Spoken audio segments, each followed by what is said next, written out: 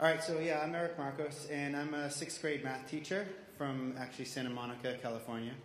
And so I'm going to talk about actually a couple of things that were brought up earlier, actually from, make sure I say your name right, but Ted Lemper and Milton Chen. Basically, I'm going to talk very briefly, as you've seen, about kids teaching kids, some things that my students are doing in the classroom for the last couple of years.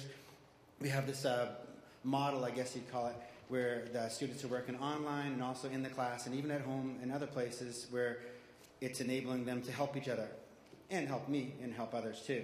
So what you're going to see, there's a bunch of things that my students do. A bunch of things. We use clickers in the classroom. We use a live scribe pen. We have computers. There's all kinds of things. I'm going to just whittle it down to a few things. And from this list, I'm going to whittle it down even more and focus mostly on the math videos. But basically, there's student collaboration going on in our classroom and outside of it. I just think it's important to mention that we have a tablet PC, which I feel like I see one over there. Is that right? Yeah. So when I bought a tablet PC with my own money, it was the best thing that ever happened. One of the things, this is something that a kid could draw. This is a free program, a three-dimensional figure. And kids would just come after school for hours after school and just draw things for no reason, and there you go. Or they'd use this other program, which is like a free simulator, physics simulator.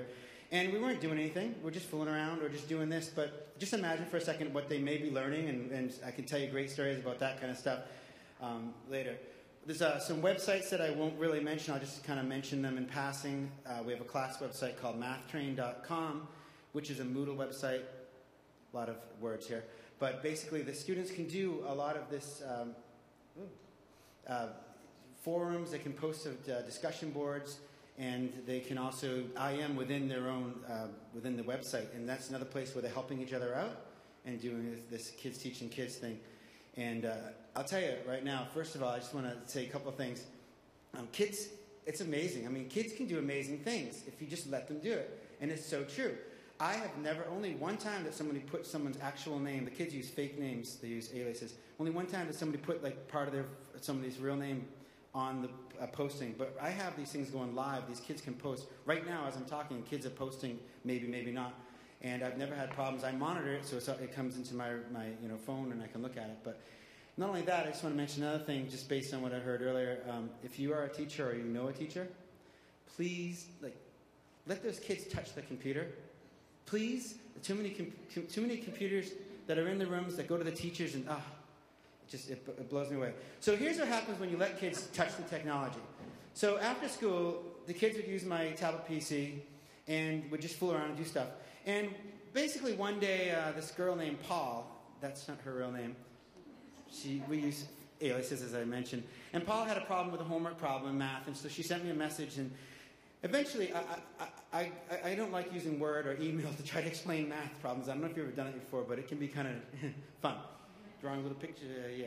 So I discovered this program called Camtasia Studio, and it lets you record what you're writing on the screen and what you're saying, and it simultaneously will put it together, and then you can make a little movie, a little tutorial. So anyway, Paul sent me a message saying, "Hey, Mr. Marcos," it's me, "how do you do number 24? And so I ended up trying out this new program a couple of years ago, and I made a little movie for Paul. And it was like 7 o'clock at night. I just happened to check my email or something. Took me a few minutes, made the video, sent it back to Paul. Within the hour, Paul had received the email, watched it, and sent me another message back saying, "Oh my gosh, Mr. Marcos, I totally get it. Thank you. Can I have another one?" And so there was the beginning. So then I started making lots of these little videos, and other kids, of course, want them. Then we're posting them online. Then one day, this girl, Bob, that's not her real name, she says, "Mr. Marcos, can I make a video?" And so from that point is when the kids teaching kids and the kids started driving and taking over making the videos. So that's what we're focusing on right now. That's what we're going to talk about. So I wrote actual student created videos you're about to see. I'm not going to show you the very first one we ever made, but I want to show you I'm going to show you little clips of just a couple of them. Just only going to show you about 2 or 3 here.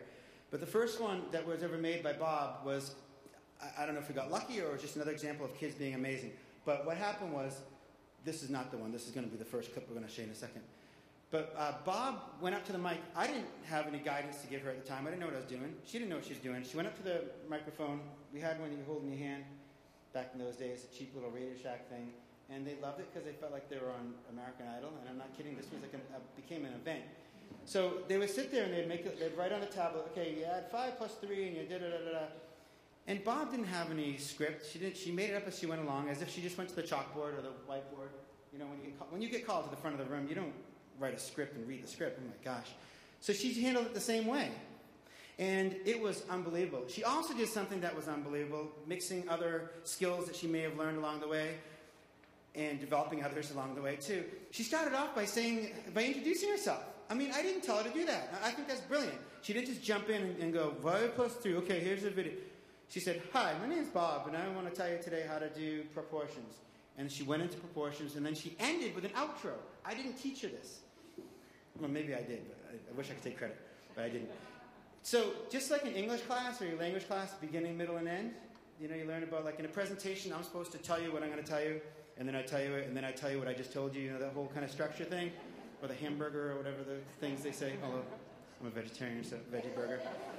So I'm going to just show you now that one of the first few videos, Bob and Paul actually at one point came to me and said, hey, we both want to make a video. Now, I don't know what to expect. These two girls want to make a video on how to do rounding a decimal. And so this is what you're going to see. I'm just going to play a little snippet of it, and I just want you to notice and think for a second. Give it a shove. 4 below, keep it down low. Hi, it's Bob and Paul again, and we're back in action. So, the first thing we're going to do is round a decimal.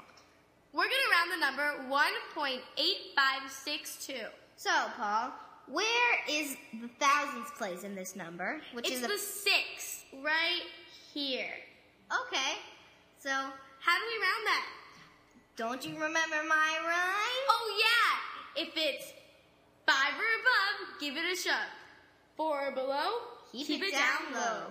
And because the 2 on the other side, on the right side, yes, is below 4, we're going to keep it at 1.856. Okay. That's our answer. So, and it goes on. This is the first exercise we're going to do. So, and it keeps going on, actually. So one of the things I want to point out again is, now remember, that was not scripted. The only thing that they said was one person was going to, you know, hold the pen and write while the other one talked, and they just kept passing the pen and the microphone back and forth. And if you notice like they were collaborating on the fly. And again, I didn't give them any guidance. And they also were correcting each other in a very gentle way. If you notice, like the 2, and then the other one would jump in and notice that you didn't say enough about it. So, oh, you mean the one over here in the thousands place? And it just absolutely blew me away. This just showed me some of the things that kids can do. And it kept going, and it has kept going today. And again, that was one of our very first ones. Now the kids are a lot more engaged in their actual editing of the videos, a lot more, and all that. So the next one I'm going to show you is just an example of this idea of these videos. We also put them online for the students to be able to watch at home or in the classroom sometime, or parents, guardians can do it, can view them. It turned into a global thing, though, because now we have an iTunes podcast, and we have people from all over the place, including all over the world, that are watching them or linking to them and making connections back to the students, which hopefully I'll show you a couple of those quick things in a second.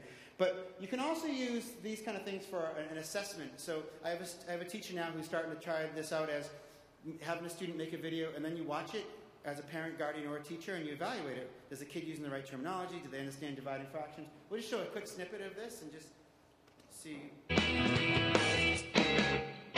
Hi, I'm Philip, and today we're going to figure out how to divide fractions. So, our problem today is 6 divided by 1/2, which is also how many halves are in 6. So what you do is you say 6 and 1/2 is equal to 6 times 2 over 1. So what I just did is I flipped 1/2 to 2 over 1, and then you multiply and you get 6 times 2 over 1 equals 12 over 1, which is equal to 12, and 12 is your answer. So that's it.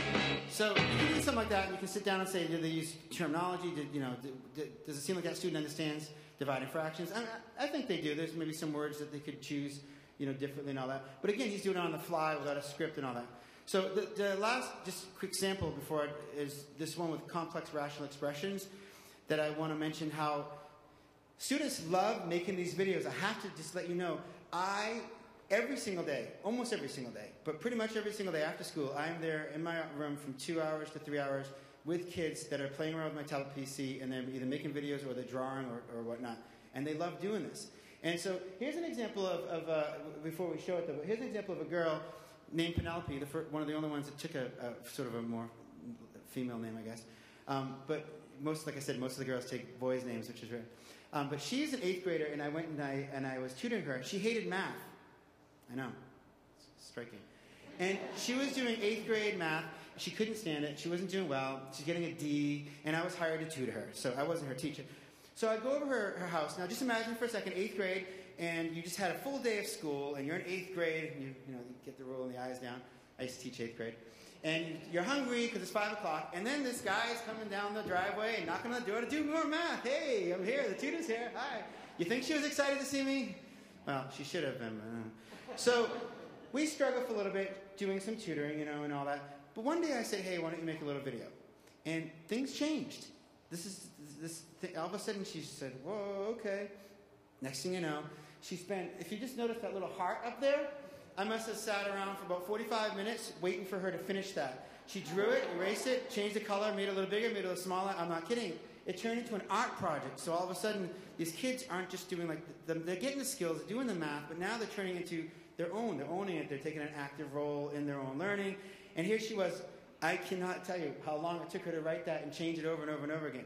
And so if you want to just play it, I want you to listen to one thing for a couple of seconds of it. We'll listen. She hates math. She was not doing very well. And just listen to her voice. Penelope, and we're solving complex rational expressions. The problem is x over 2 plus x over 3 over 1/2. So the first thing we want to do is to find an LCM, which would be 6. So we multiply all the sides by 6. So because of time and all that, I just want you to notice, there's a calmness in her voice. And when I played this for her teacher, the teacher couldn't believe it was the same girl that was getting a D. Couldn't believe it. And the happy part of the story, and it works in my favor, of course, is she did eventually go up to a B or so. And she loved when I came over. She couldn't wait for me to come over. And I actually started staying longer and all that. So this is just another example that they want to use the technology, and they don't get a chance to.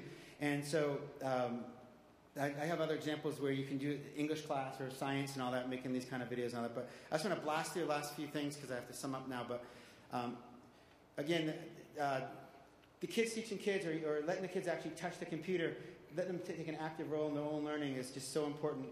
This is just a brief look. There's a brief look. I thought my website was down. I have a YouTube kind of clone website that I created where all of our math videos are now on. So you can go look at that later, mathtrain.tv. And these are some of the tools the students are using. You can also use a smartboard. But so the last few things here. When a kid makes a video, here's a video. Look what else that this kid is participating in. There's a video in the middle there, student video. We share it in the classroom. We also put it online on the mathtrain.tv. We share it some other places. We have an iTunes podcast. A bunch of other places like YouTube, we put it up. Google Video when they allowed us to still upload, but they stopped taking uploads. TeacherTube. And then, like someone else mentioned, on the iPhone and iPod. So here's, you can't see it, I don't think, but there's somebody just pretending you can see it. But here's somebody's video on the iPhone. So, yeah, that worked out well. So, this is our podcast. And then another thing too about this, the kids are being connected to their global audience. We're getting people from all over. There's just a few, people who are just commenting directly to my students, with comments like, I didn't know this, or that's a great job, or wow, I wish you could do this. My kids could do as well as you did. This this gets my kids really excited. The students just get so excited about this. And not only that, my students have participated in some international things where there's a podcast from Australia, Ed Tech Crew, that just has been interviewing our kids several times. We've interviewed them. They've mentioned us. We've been in the Harvard Graduate School of Education with 2 of my students. I always try to bring students with me whenever I present. There wasn't enough time today, unfortunately. And as I stand here, I hope that I'm representing my students because that's what it's all about, I really think.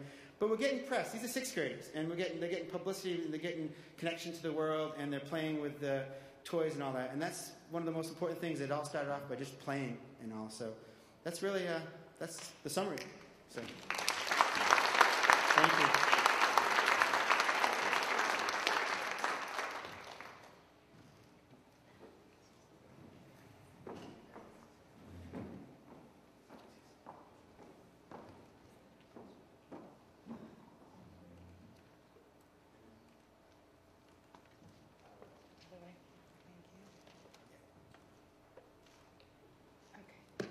Good morning. My name is Jessica Becker, and I'm just going to be talking about a couple examples of how I use the personal computer within my classroom to engage my students. A little shorter. All right. So 2 things that I'd like to focus on. Basically, how can we as teachers use the personal computers to engage our students?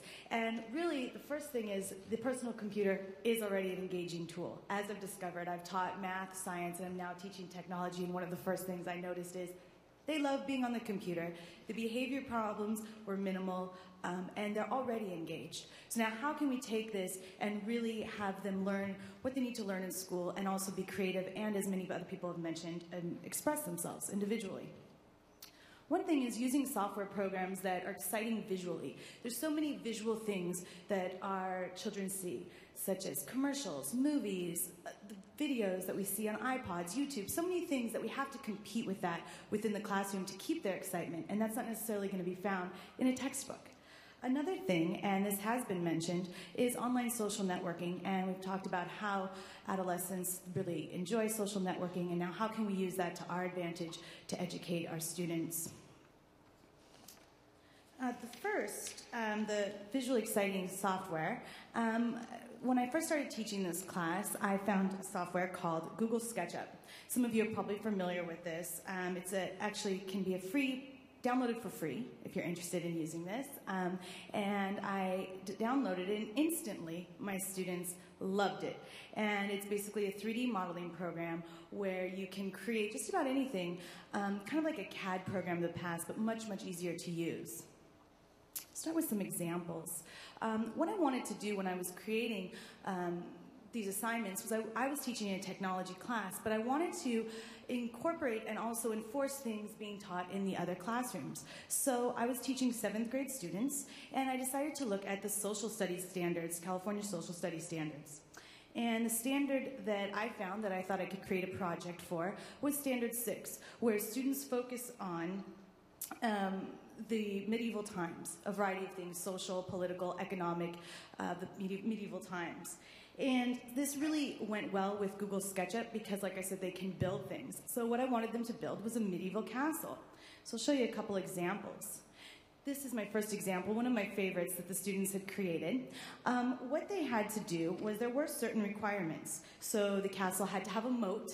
You can identify it in this. It had to have a wall that was secure all the way around the castle, drawbridge, towers, a gatehouse, a keep, all of these vocabulary words that they'd need to understand about a castle.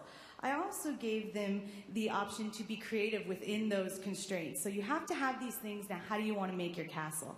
This student decided to make his very colorful and very visually exciting. By the way, when they did this assignment, they loved it. They couldn't get enough. They couldn't wait to work on their castles. It was really exciting. If we talk about student engagement, here's a great example. This student was very engaged in this project. He'd go home at night and work on it. He couldn't wait to come back the next day and tell me, oh, look, Miss Becker, look at what I created last night. And he wanted to show me all about it. And I would say he probably put more than 20 hours into this project. He worked on it every night. And something interesting about this particular student is that very often as teachers we talk about students and maybe problems that we're having with them in the classroom as far as behavior or not doing their work. And this particular student was having those problems in other classrooms. And I came to those meetings and said, he's doing fantastic for me in my class. He loves my class. He loves working on this. He doesn't have time to cause behavior problems because he's too into what he's doing. He doesn't really want to. A lot of the behavior problems come when students don't understand what they're doing or they're not interested. Kind of like that video that we saw at the beginning when it was all in black and white. And this color, this student just really enjoyed it, and that's a common theme that I've noticed that as I've been teaching this. Just a little more detail of this. This is just another part. I wish I could show you the entire castle. It's fantastic.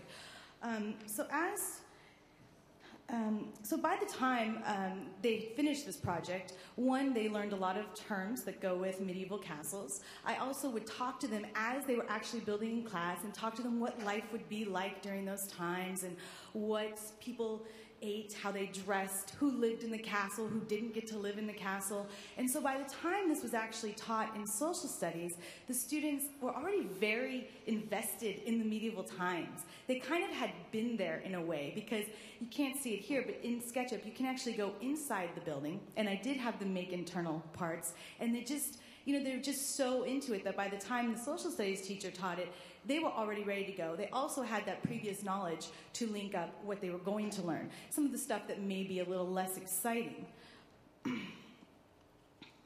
Now this one, talking about things that students love. In the technology class, I wanted them to learn the technical terms for hardware, know what the difference between hardware and software is, know what an input device is, output device.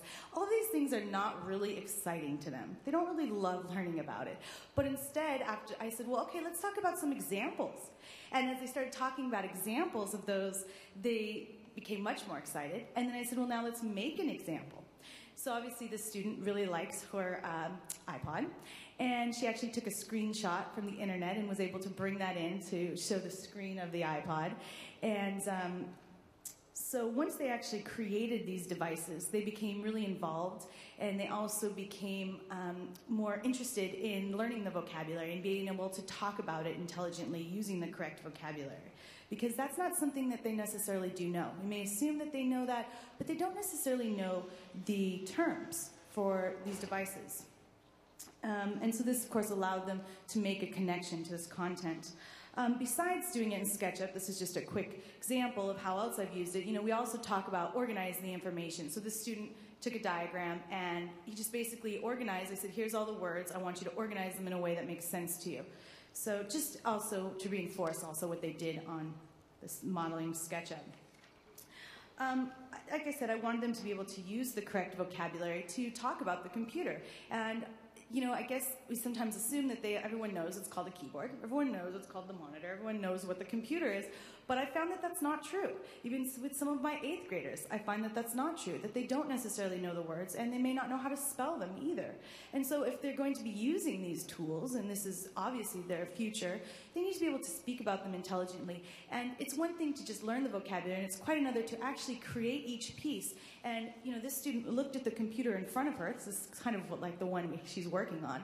And was able to look at all of the different parts, then label them, and really become familiar. I feel that after she does this project, she's going to know all of those terms because she's so involved. As you can see, she was able to add some individuality with her coloring and the little boom by the speakers. So once again, really excited about this. She was really into it.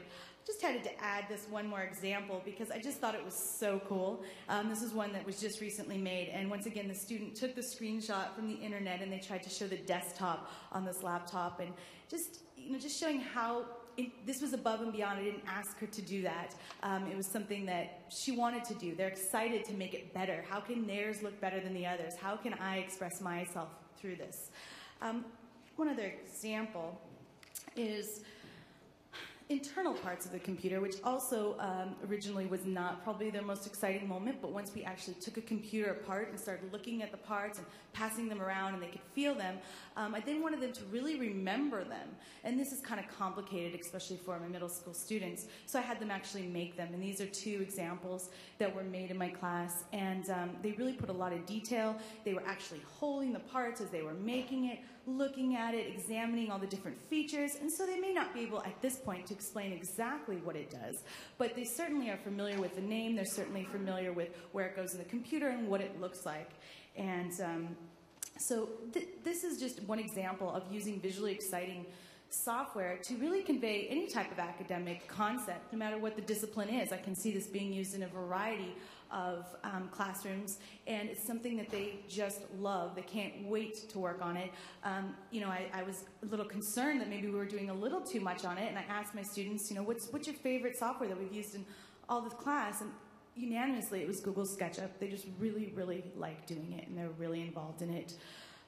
The second aspect I wanted to just talk briefly is the online social networking. So the SketchUp is something I've done quite a bit. This is something I've just started this year. And just what a social network is, just a simple definition, but basically building an online community of people who share the same interests and activities. So what if those interests and activities were math class or science class or whatever class that they're in?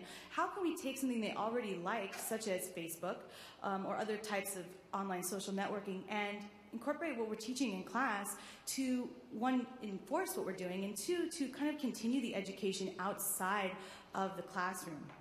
So I'm just going to go online and just log into a site that we use at our school.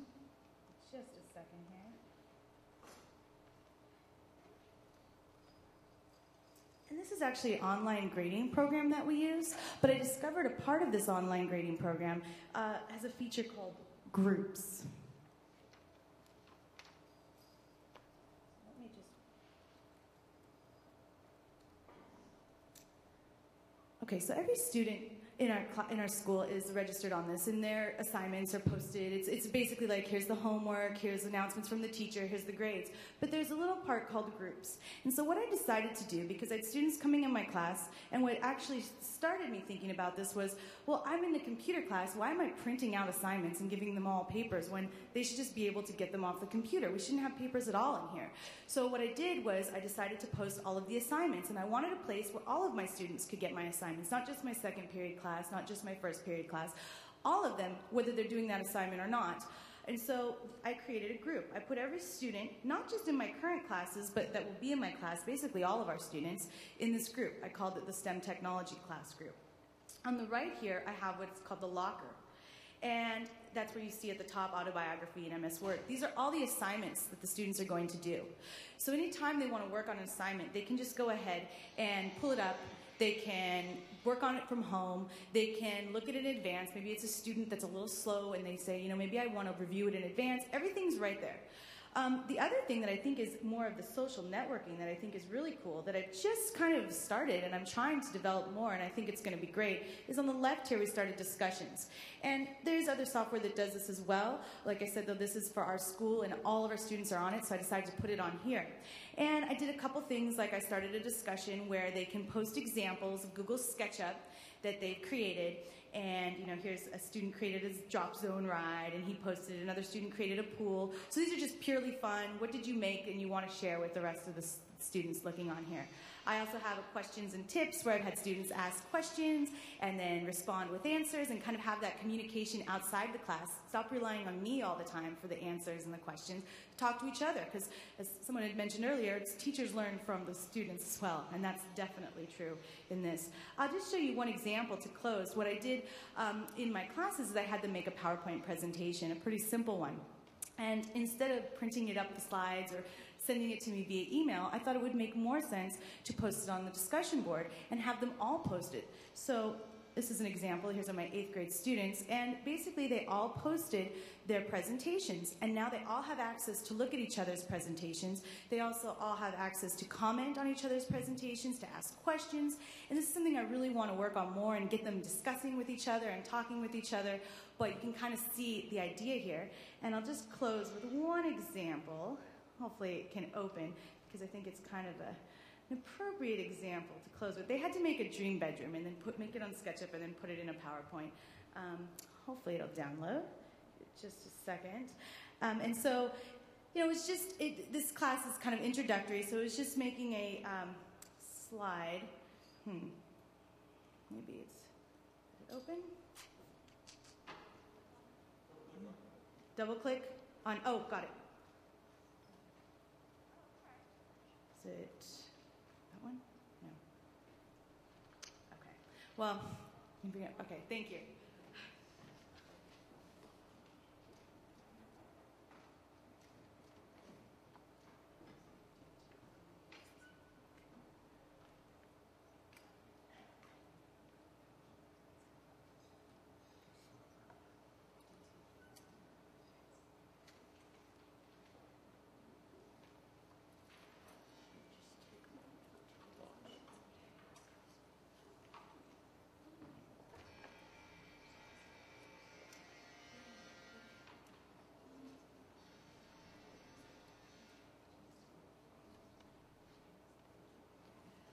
Okay, just really quickly, I'm going to finish up, but she had to make her dream bedroom, and so, I go through all of this slide, and they had to make what they would have if they had no requirements as far as money or what their parents had to say, what they would want in their bedroom, and of course she has things like the bathroom, and then of course her computer to check her mail and do her homework.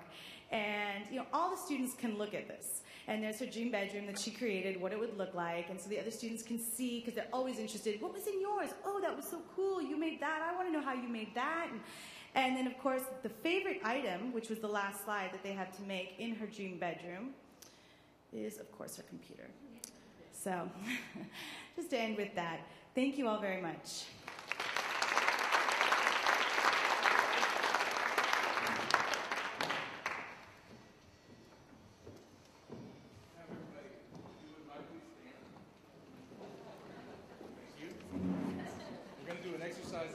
That's done in some Japanese plants, industry plants.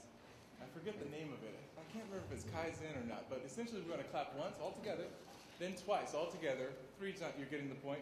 And at the end, after 5, we're going to stop and say, hey, all together. All right, so just really quickly, maybe a practice. So it goes kind of like this. 1, 2, 3.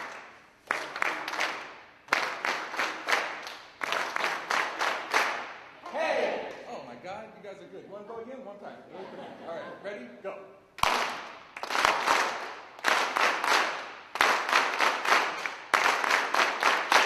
Hey! All right, you're energized. Cool. I should introduce myself. I'm Nathaniel Carter. I'll be talking about, I hope not beating a dead horse. We got some excellent speakers kind of before me here. So essentially, my job is a fire starter. I'm known as a technology coordinator. Before I get into to the presentation, I kind of wanted to start with a little context. I work with a group called the Sunset Neighborhood Beacon Center, and we've been doing some work on our purpose statement lately.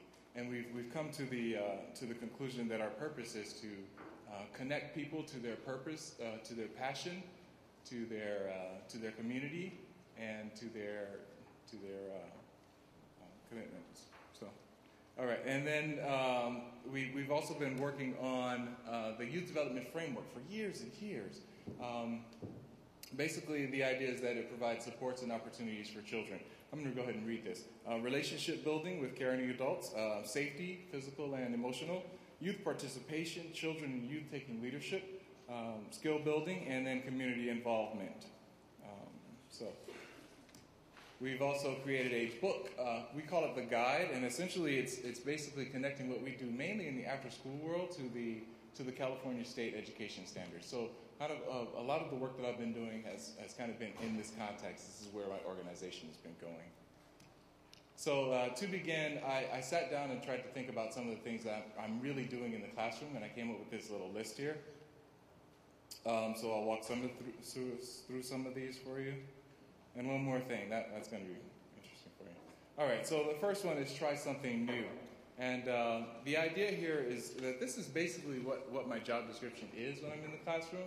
Essentially, I'm introducing people to tools that they can use to write a resume or write a letter or something like that. Essentially just hardcore truths. But what I'm really doing is coaching people through fear. And I'd like to note that this goes all the way up through seniors, because I actually teach seniors and little kids as well sometimes. Fear of the unknown, yes, but mostly fear of failure. We're going to come back to this towards the end. There are some kids that are just, they're petrified when they come in. They don't want to do anything wrong. There are other kids that are kind of gung-ho. They're ready to start. They're raring to go. And our job for them is simply just to provide support. I think someone else was kind of on this. Just give them the stuff and let them go, right? Provide them encouragement as they start. And then to do 2 things. Help them to, and this is the hard part for a lot of those kids, help them to work together and help them to look a little bit closer. So that working together thing is kind of common among kids that are frightened a little bit, timid, and kids that are gung-ho. You'll find that both of them have trouble working together. And then this isn't a matter of malice. It's just, kind of focus for those kids that are really raring to go. They're too busy doing what it is that they're interested in to listen to what Sally has to say or help Charlie along in the process. So students with a slower pace have a different kind of issue, similar issue. They get bored. All of them, the kids that are kind of ready to go with technology and the kids that aren't, they all get bored really fast. And if you just left it to them, they kind of just skim the surface. And our job is to kind of ask them to go a little closer. I should probably catch up here. And then we want to encourage them to ask questions. We want to model that for them, so asking really intelligent and kind of piercing questions, and then kickstart the spirit of inquiry for them. We push until they start to pull. I think that Mr. Marcos experienced this, and you'll know that they're pulling when they're asking questions that you can't answer, or when they're kind of raring to help other kids in the classroom and be the leaders. We're teaching not only how to use Google and Wiki, but we're teaching kids how to talk to each other about issues, and maybe branch out and find other kids' parents sometimes, or teachers in the school, and get the information that they need. The next thing is practice and patience. Middle school kids, and to some degree all of us, are plagued by that boredom I talked about. We get into some music every week. We're buying a new song, and the reason is because after we've heard a song 5 times, we're bored with it. We don't want to hear it anymore. But we won't pick up a guitar because it causes pain. You know, it actually takes a while to develop the calluses and the hand muscles that allow you to create with a guitar. But once you get past that, there's a whole landscape, an endless landscape of new music and new gifting that can take place. And that is, for me, that is education. And it's analogous to anything that's worth doing, and our job isn't so much to teach that as just to kind of expose kids to that. And they can take that and transfer that to other areas of their life. I want to tell you a quick story real quick. I had a student named Kevin. So we work with mainly immigrant children, sometimes first generation, and a lot of kids who are bused in from Hunters Point. But Kevin had a special situation. He was one of those immigrant children, but he was also kind of severely learning disabled. And he had some very typical, actually like the stereotypical learning disabilities. And so he had an interesting way of talking. Kids would really get mean and pick on him, and they would call him stupid. And one day he pulled me to the side. We were kind of just by ourselves up there. And he asked me if I believed in God. And I told him that I did. And then he said, I don't. And I asked him why. His answer was, because if there's a God, why would he create someone like me? Why would he create me with this situation? And what I'm thinking is that this gives me an excellent opportunity to, this classroom where I am gives me an opportunity to teach kindness and to help kids move from a place where they're kind of causing the situation I talked about before, which is a fear. They're causing fear because they're so quick to just stupid, or be insulting or what have you. And one of the first things kids do when they get into my class, and I actually did Google SketchUp, so that's awesome. One of the first things the kids do is draw a gun. Yeah. So you give them a new tool, a fancy new tool. You're like, draw. They draw a gun, they draw knives, they draw blood, people killing each other. And one thing that I really try to create in the classroom is an atmosphere of peace, and try to teach that. And I find kids, they latch onto that, and they kind of take ownership of it, and they begin to create that themselves. This adds up to me. Kindness and awareness create an atmosphere of wisdom, and I didn't want to put that on the first slide because it's kind of pretentious. But together we can create this though. And so with that, I will close. Probably the shortest speaker yet. Here's my email address. Feel free to contact me, and I'm probably in the booklet there. I look forward to your questions. Thank you.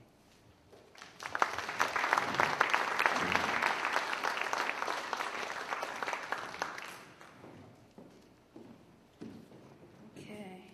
You guys with me still? Good. Okay. So I'm a Mac person too, so I'm not sure how to operate this thing. There we go. That was easy.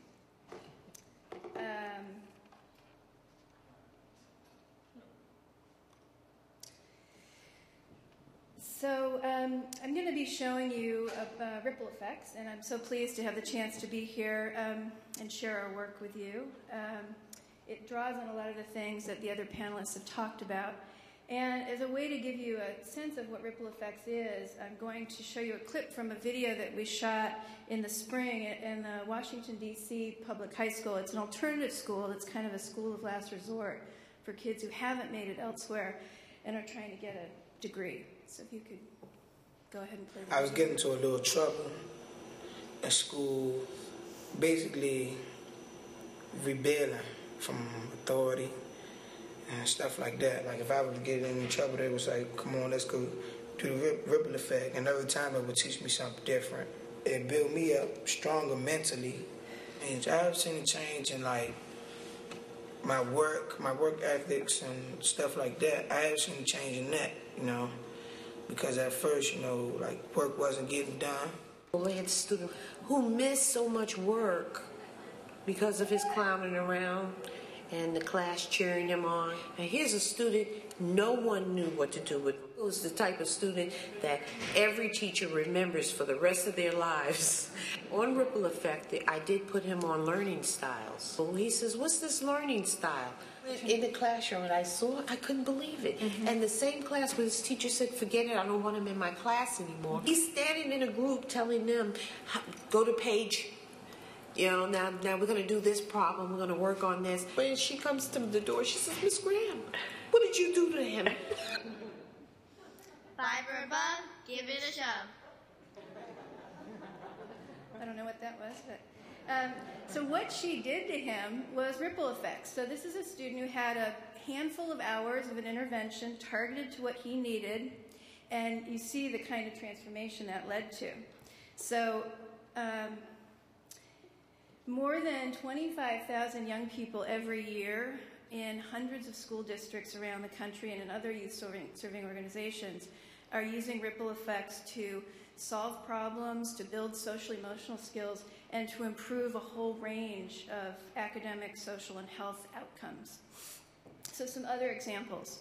In Seattle, school nurses used it with kids they call their frequent flyers. These kids that come in all the time, they aren't able to say what their problem is. They had a girl who had been coming into the nurse's office almost every day for 3 months. They put her on ripple effects. The next day, she disclosed abuse. In the Navajo Nation, in alternative schools, teachers were struggling to help the kids they were working with who they knew were dealing with a lot of different issues, but it was outside of the rules of their culture to talk about what was happening to them. But they would write about it. So they had these children write in the journal in ripple effects and told them they would read it, and that became the bridge to communication to understand what was happening in these kids' lives and help them begin to address those issues. In central Georgia, in a high school, an in-school suspension teacher uses ripple effects to address behavior problems. And he says there must be something subliminal because they change so quickly. Now, there isn't anything subliminal, just in case you're wondering. So referrals in that school district dropped by nearly a third with an average of about a 2-hour intervention in ripple effects. Interestingly, when they collected the usage data on ripple effects and looked at it across the district, what they learned was that the #1 topic that kids were looking up when they had the chance to explore personal risk factors was dating abuse. They had no clue that this was an issue in their district. So in all these different ways, it becomes a way of surfacing issues that kids are struggling with.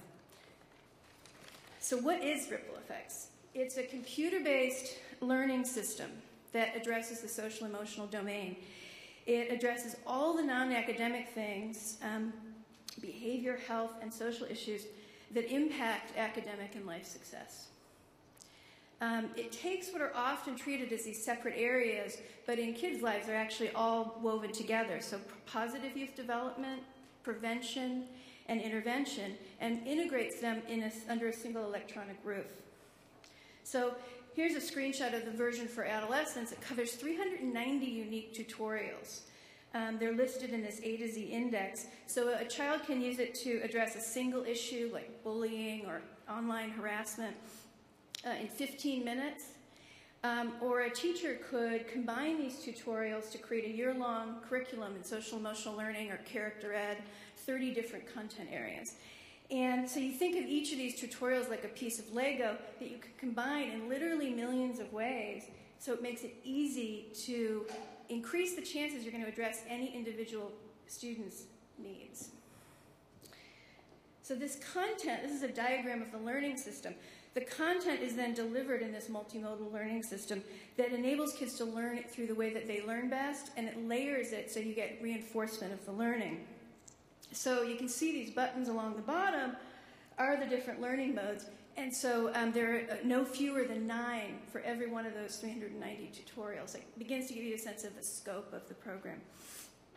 And the content on each screen is conveyed with rich media. So there's always text, sound, pure voices that read the material aloud, hundreds of videos and hand-drawn illustrations. So I'm just going to quickly go through the learning system.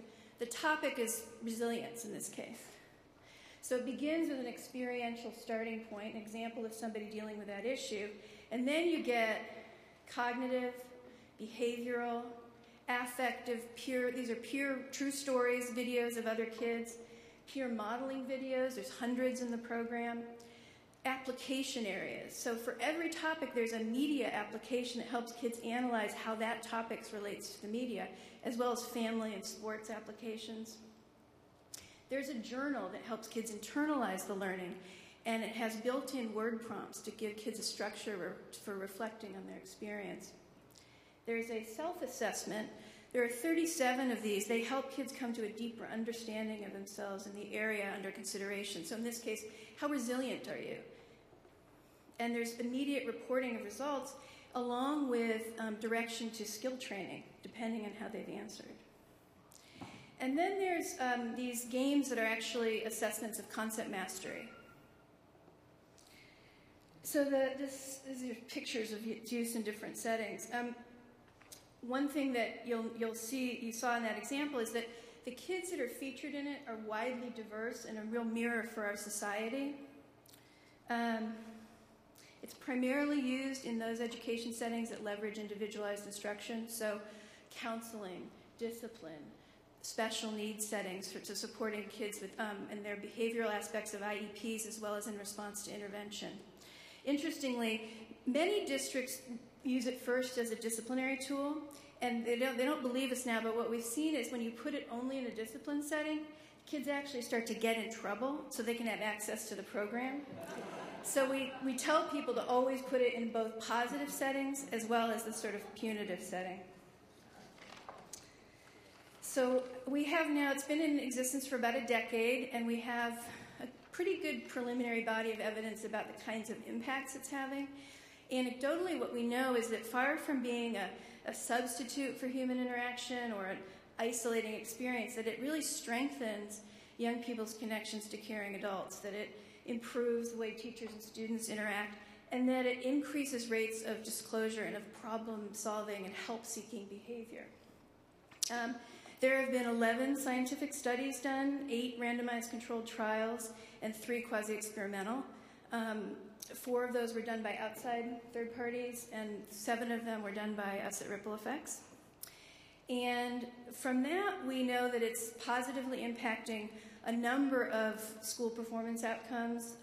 Interestingly, grades have very consistently been positively affected by use of the program. But there are 3 things I want to highlight that stand out from these studies as unexpected. So the very first was done by researchers from Columbia and NYU at a New York middle school, and they had 2 experimental groups. So they had one where kids used the program independently, and a second where they used it, they did the same content, but they also had teacher-facilitated discussion and role play.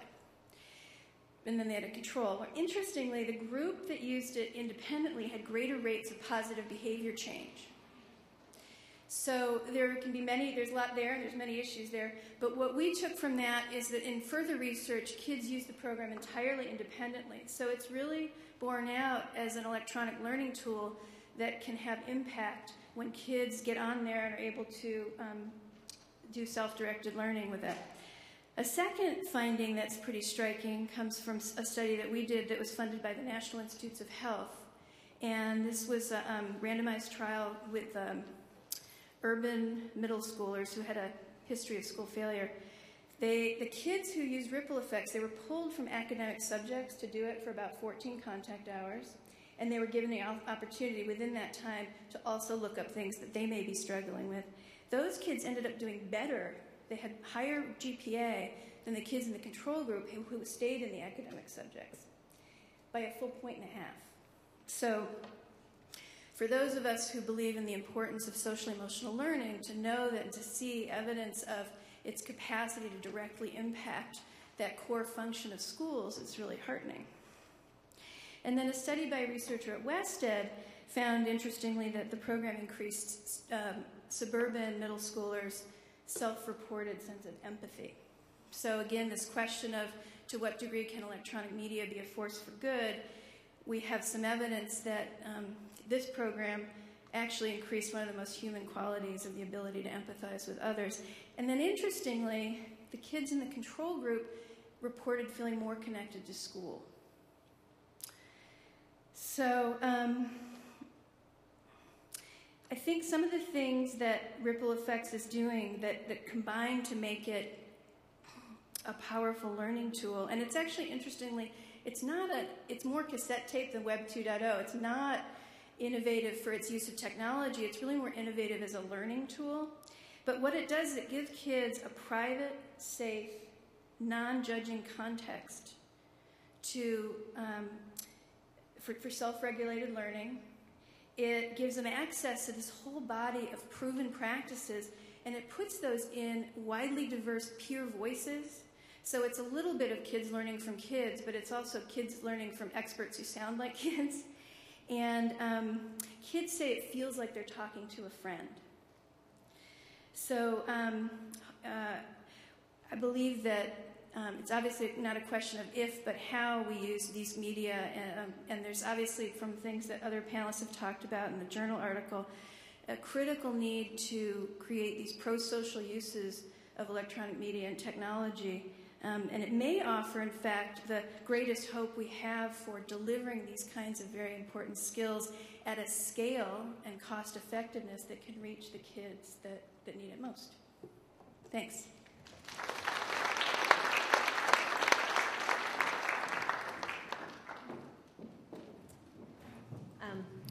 We are going to go maybe 10 minutes over so that we get a chance to have some question and answer time.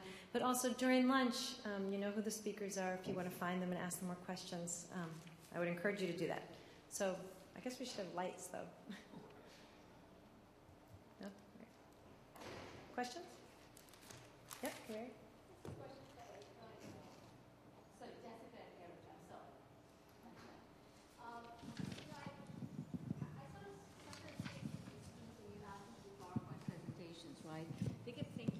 They get so caught up with doing the presentation that sometimes the content gets short-shrifted. So I'm wondering if, especially with the math, I mean, how do you deal with that? How do you ensure that the content doesn't get neglected? You know, because you can get caught up so much with doing, you know, editing and animation and all of that, that can then become the task rather than the content. So how do you deal with that? Well, okay. Well, first of all, anytime there's like a new tool or anything, it's very important to let them play with it before you can even use it. You know, like I mentioned, I have these clicker things which are audience response. Like you can, you know, click. I can explain that later more. But you can't expect to necessarily have them in the kids' hands and immediately have them use it. You got to let them touch it, push it, try this, try that, hold it upside down, spin it. No, don't spin it around. But you got to do that. So the same with, you know, say PowerPoint, or even with like the math, the example with the girl who would spend 45 minutes. Being patient, it pays off because these kids, as they start making more and more videos, they still are very artistic. But we're not, you know, is the objective just to do that math problem, or is the objective to gain a long-term, you know, understanding and all that? It's a much more memorable event, much more interesting, and much more. It's going to be. She's owning more of it, just instead of just what 1 + 1 is or something. She's learning the whole experience and all that. So I say. Yeah, sometimes you can get taken away with it, just like a filmmaker can get taken away with a certain shot or something, but, you know, actually the editing or other things can help bring that all back and all that. But as far as, I think that's actually can be really good sometimes, as far as letting them go astray.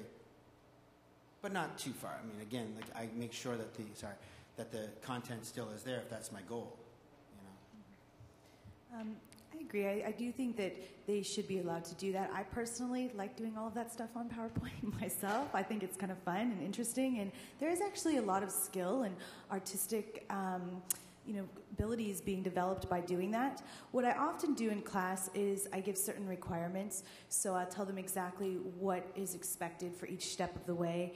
And then in addition to that, maybe they'll have extra time and they can add extra things. For example, the slide I showed, that I chose that one. That student worked very hard on that one, and they had a lot of extra time. They put all those little stars and all of those things in there.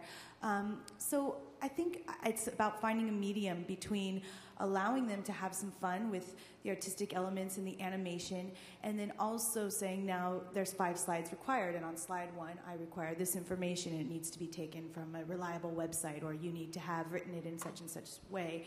So it's kind of a medium, and I do think that there's a lot of professions in the future where those skills are going to be useful. So. Hi, I'm Lisa Daniels, and I'm up here with Cisco. I'm that really big computer networking corporation. Anyway, and I work with our Internet Solutions group to help them reach out to educators to understand how to better harness the power of the Internet and rich media in the classroom. So this is all, so it just touches my heart to hear the ways that you're integrating these things in. And I have a specific question for Jessica. First off, I was really impressed with how the classroom internet website within your team, and really to engage the kids on all fronts. Was particularly interested in hearing how or what tools do you use to facilitate collaboration amongst yourself and your students?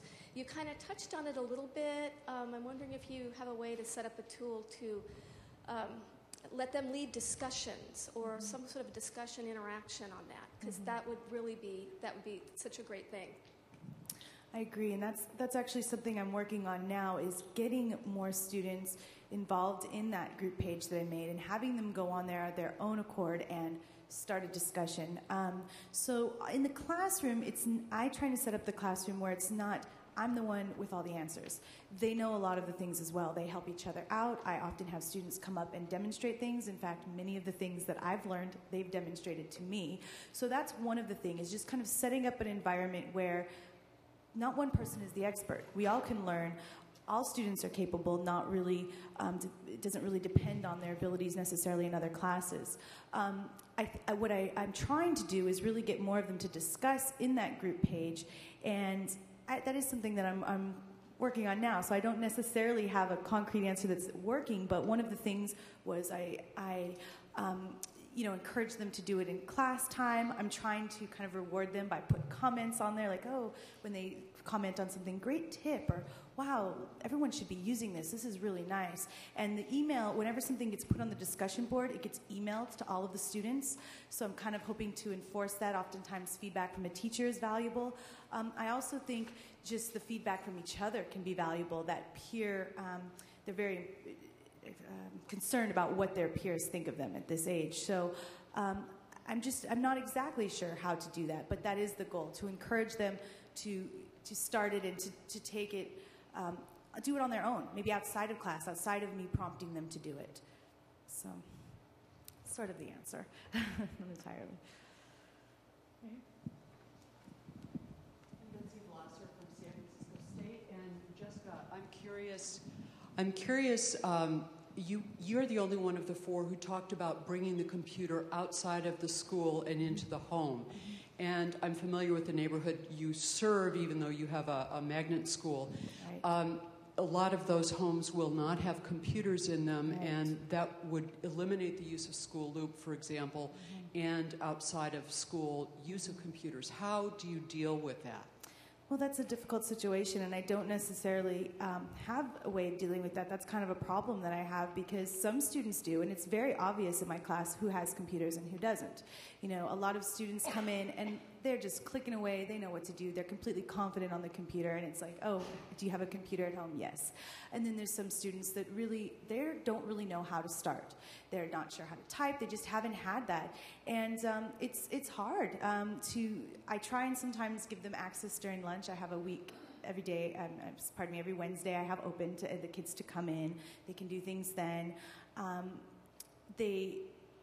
I don't really know what to do for those students, and that is definitely a problem. And that was mentioned, I believe, the first Mr. Chen, when he talked, he mentioned that, how there's some students that have it when they're 3 years old, and I thought, no, not the students that I teach. Many of them do not. Many of them, some of their first experiences are at school, and those are their only experiences. And that is a disadvantage, and I really feel like they're the ones that need the technology the most right now, because that can cause the most amount of improvement in academics, because they have the most room to grow. Whereas other students that maybe have had it all along, yeah, they're going to learn a little. But these students, I think it can really, really raise their academic scores and their abilities. And, that's a problem. I don't really have a solution for dealing with that, and that's definitely a problem. And it's just amazing to me that he said it would be $250 to provide everyone with a laptop. And that would be my dream, that all our students have a laptop that we can provide to them, so that they can kind of close that gap that's unfair for students that can't afford the computers versus those parents who can.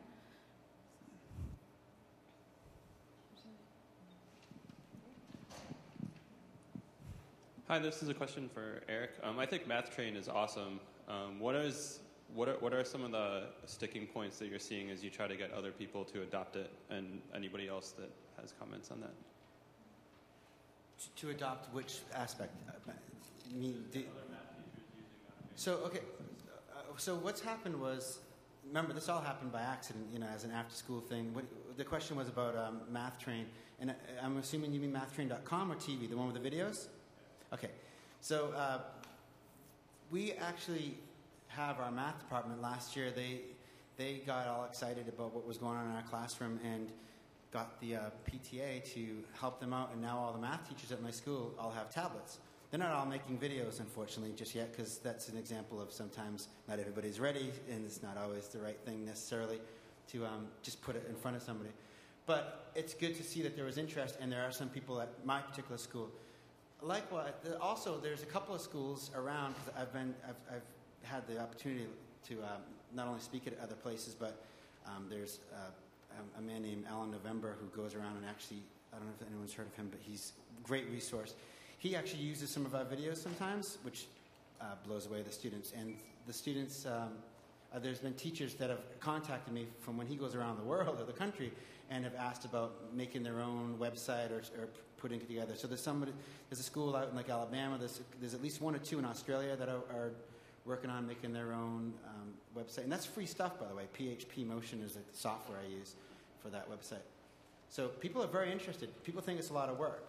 That's the only thing. And it's not a huge lot of work. Plus, you can make the kids do the work. So. We'll take one more down here in front. My question is very similar. My name is Yeldon. I'm with the CLA. And I'm a parent. I'm a parent as well of two children. In our school, Pali Elementary, Pacific Palisades Elementary School, there's been a big push towards bringing Macs into the school and laptops into the school, and there's been a lot of push against it from parents and even the teachers, certain teachers. And how do you engage and excite parents to see what technology can bring to the classroom, and how do you get the teachers to learn it and get excited about it, embrace it? I mean, that's a huge challenge, I think, everywhere, because you guys are obviously incredibly technologically adept, but there are a lot who aren't.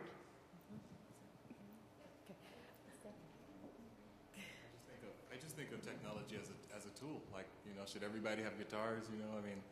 I mean, I think everybody should have access to instruments in order to start a fire. So that if you become into it so much that you become a concert pianist or whatever, it kind of pushes the point. So everybody gets a chance. I got some kids who are like.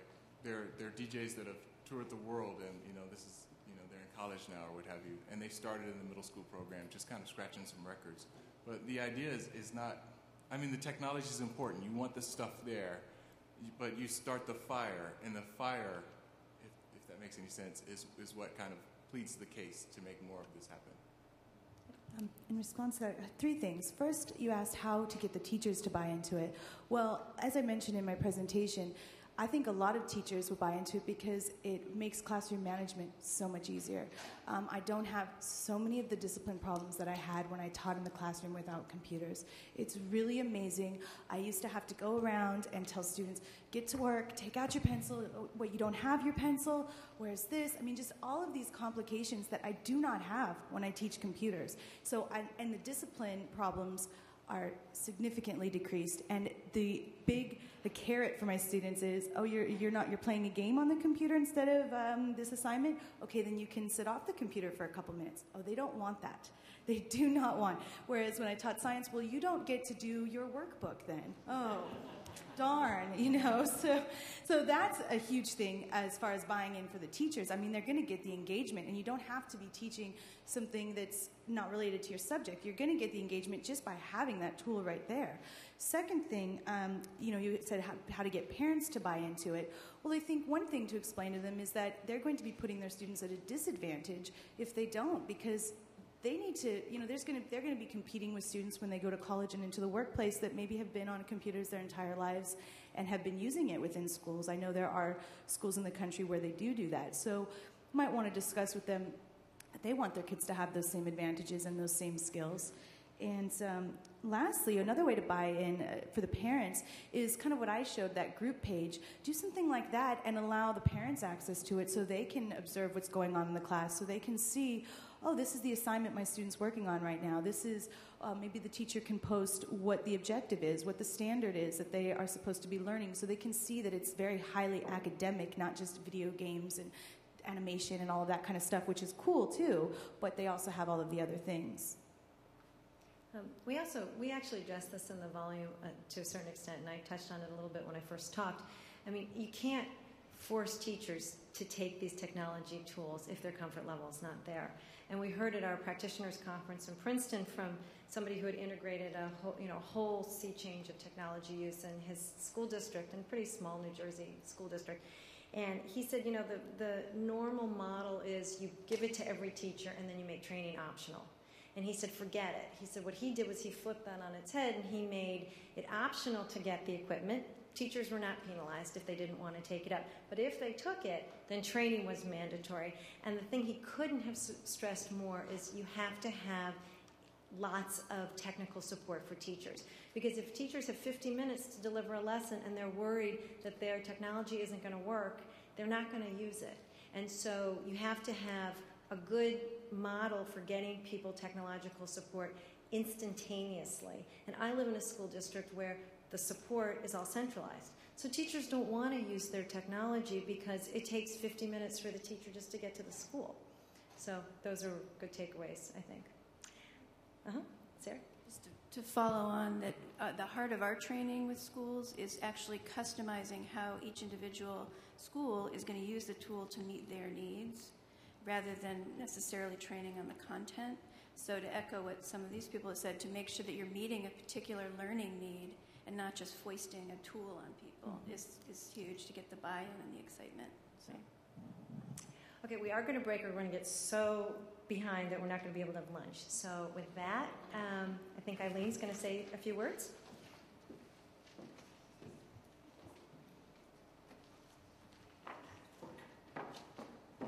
Hi, everyone.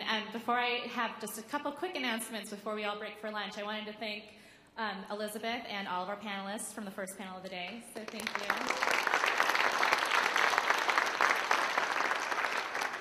And yes, I'm Eileen Espejo. I am the person behind all the emails for getting you here today, and I just wanted to thank you for coming.